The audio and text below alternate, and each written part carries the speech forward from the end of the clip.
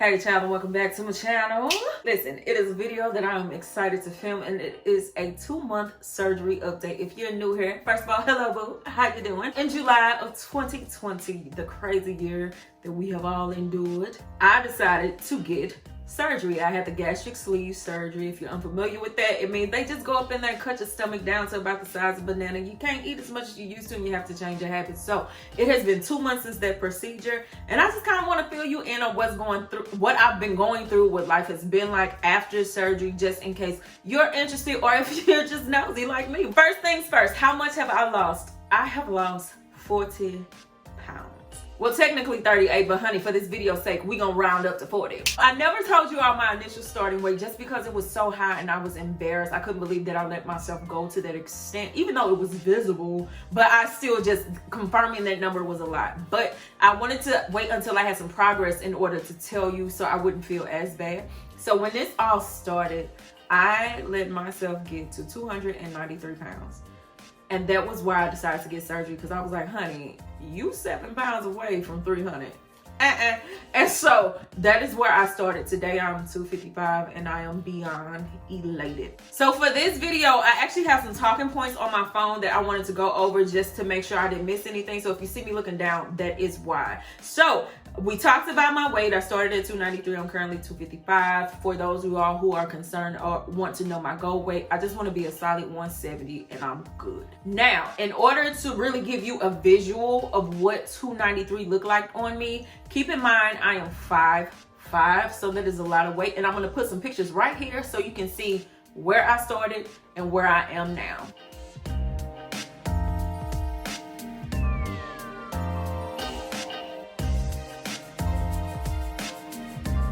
And here I am today, and I'm very, very, very proud of myself. I know people think that surgery is just the easy way out, but I'm telling you, you still have to do work. There's so many people who have gotten surgeries that either never lost the weight that they wanted to or lost it and gained back, because there's internal work and physical work that goes along with this journey. But I'm doing my work. I feel good about myself. I'm still going through therapy to make sure I'm mentally and spiritually and emotionally healthy. So I'm in a good place. I'm feeling good about it. So let's go over pain and scarring.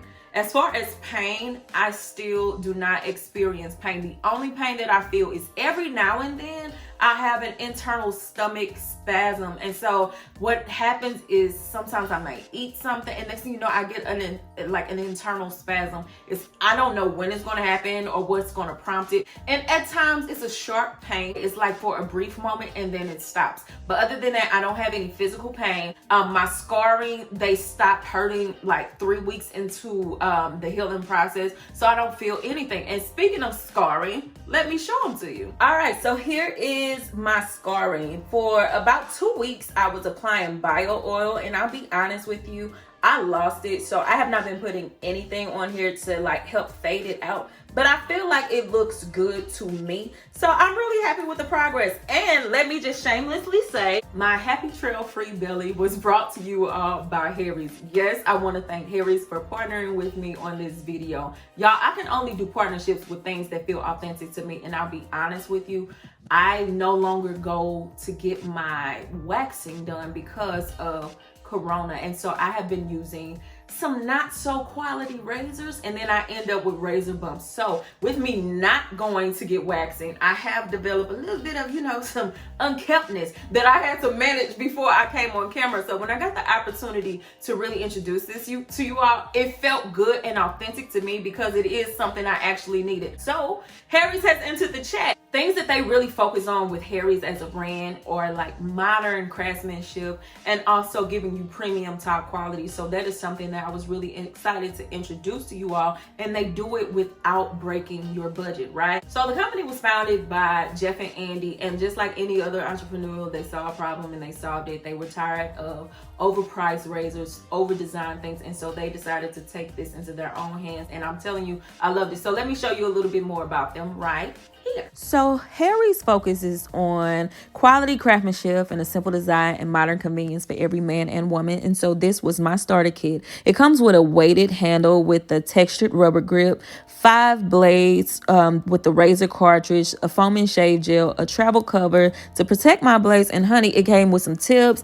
and it really helps you to shave well. So of course, anybody that is promoting something, you want to see how it works, and so I'm going to show you how I was able to get a really good shave using this kit. And I'll be honest with you, I'll spare you me shaving my belly and all my nether regions, and I'll just shave my arm right here.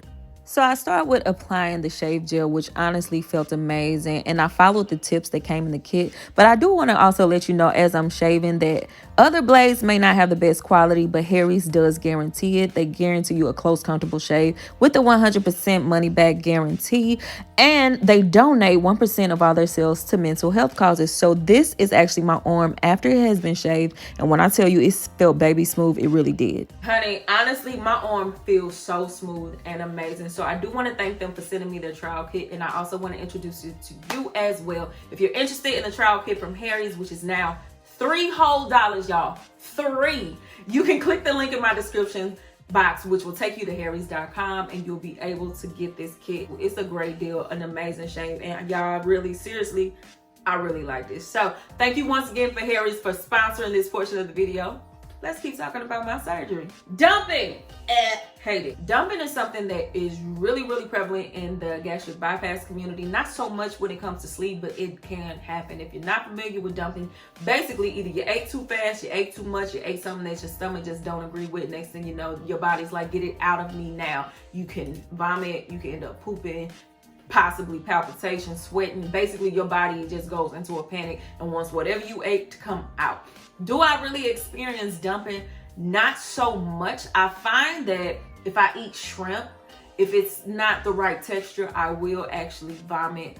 Sometimes chicken is very hard for my body to process, so I will vomit with that as well. And I'm sorry if I'm grossing you out. But other than those 2 items, I really don't get sick from anything. But there is one thing that I experienced one time, and it freaked me out and I hated it. It's called foaming. So what happens is I was eating while watching TV, and of course I ate way too fast. Just was caught up in the movie, was eating too fast, and next thing you know, I started feeling sick. Well, I never actually vomited. I experienced some really intense saliva. I won't gross you out. Just go ahead and Google foaming and you'll know it happened to me. So that is a lesson that I learned. I cannot eat and watch TV at the same time because I'll eat too fast, and next thing you know, my body will go into shock and just get to acting a fool. So that is the only bad thing that I've experienced when it comes to dumping, so to speak. But other than that, I've not experienced anything.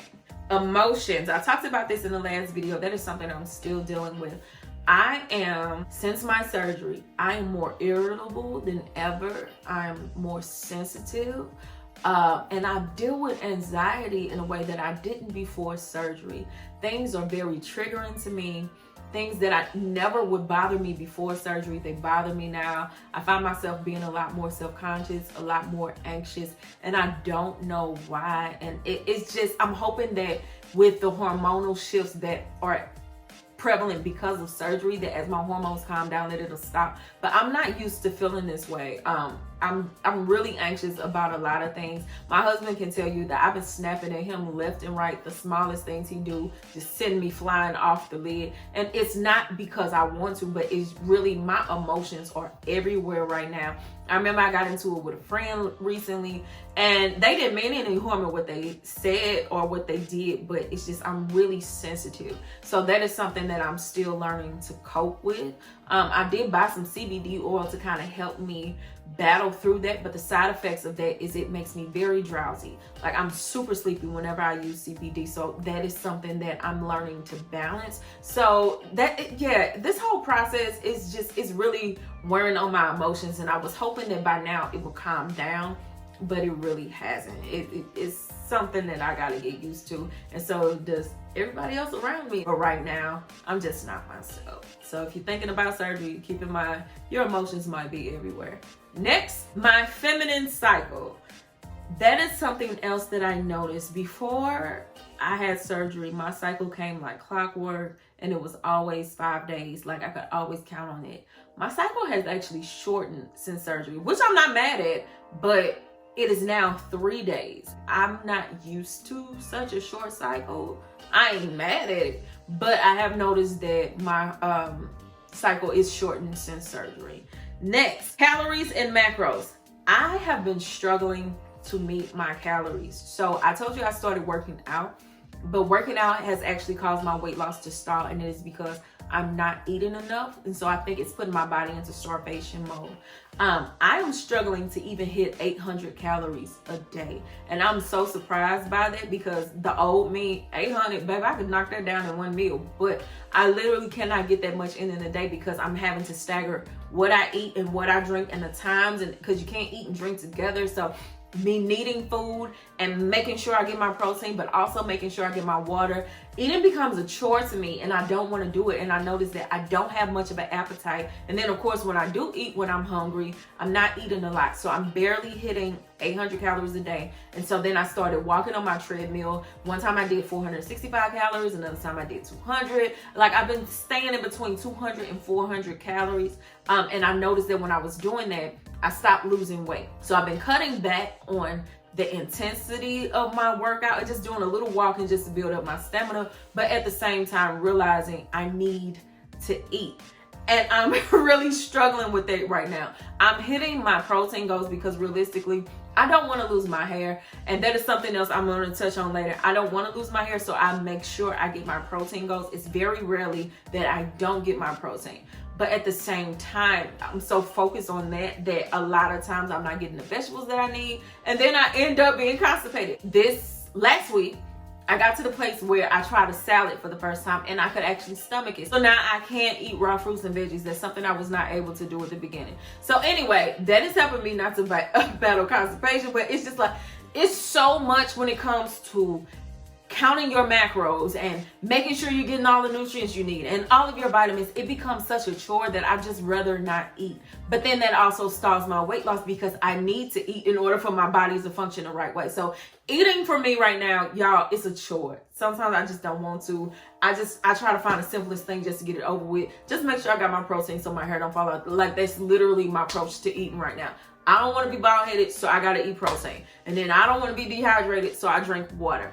There have been days where I've felt dehydration, so I do make sure I get my electrolytes. I drink my Gatorade Zero. I drink chicken broth in order to have high sodium, which helps me to drink water, and I'm not as dehydrated. Y'all, eating is a chore. That's all I can say. Eating is a chore, it is work, and I don't like to do it, but it's something that you need to do to survive. So I am making more of a conscious effort to at least, one day I did get 900 calories in. I was proud of myself, but I have been making more of an effort to plan my meals to make sure I get what I need. But yeah, that is where I am right now. I lost 40 pounds. I'm a hormonal wreck. My emotions are everywhere. I don't like to eat. It is a chore. It is a job. But at the same time, I make sure I do it just so I can really survive and get the most out of this journey. Y'all, it is work. But I'm still making sure I eat. I'm still making sure I get at least 60 to 70 grams of protein. I do walk for about 200 calories. Shortened cycle. I have not experienced any hair loss, any breakage, or anything like that. I will keep you all updated on that. But that is where I am. I'm down 40 pounds. So if y'all have any questions, leave them down below. We love you long time, Mike, Dada, and all that good stuff. I'm out of here. I'll see y'all later. I need to go drink some water so again, I'm not dehydrated. All right, y'all, I'm out of here. Bye.